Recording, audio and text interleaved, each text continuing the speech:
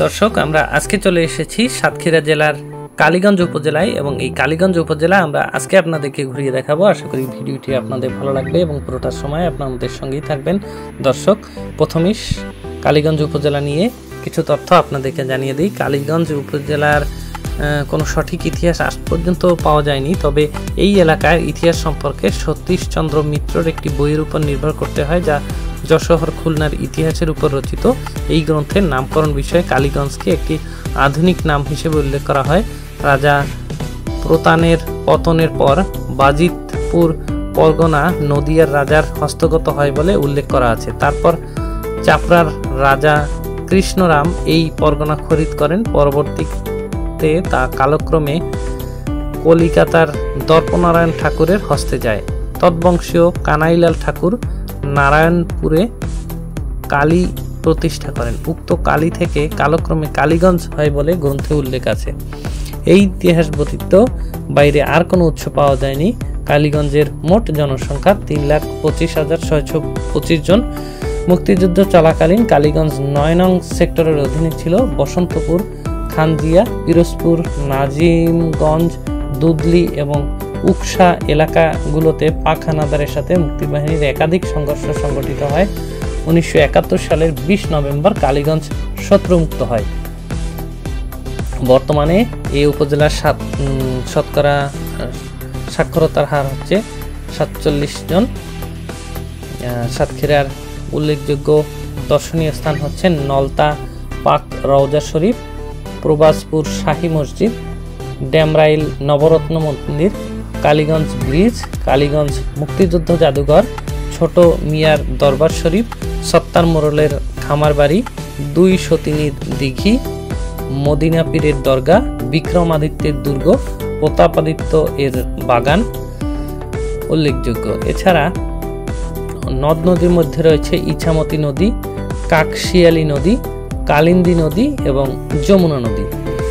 লোনা পানির মাছ ও মিঠা পানির মাছ উভয় প্রকার মাছের চাষকৃত ঘের এই উপজেলায় চোখে পড়ে।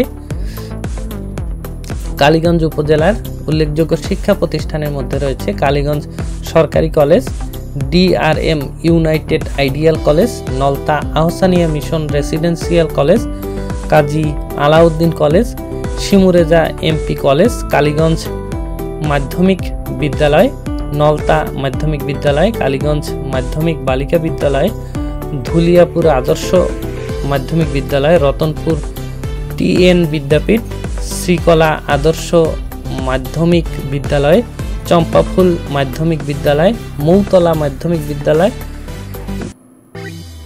Ujjiboni institute, doctor Mujib Ruby উচ্চ বিদ্যালয়, সুরত আলী মাধ্যমিক বিদ্যালয়, ভদ্রখালী মাধ্যমিক বিদ্যালয়। কালীগঞ্জ উপজেলায় 12টি ইউনিয়ন রয়েছে, এর মধ্যে কোনো পৌরসভা নেই।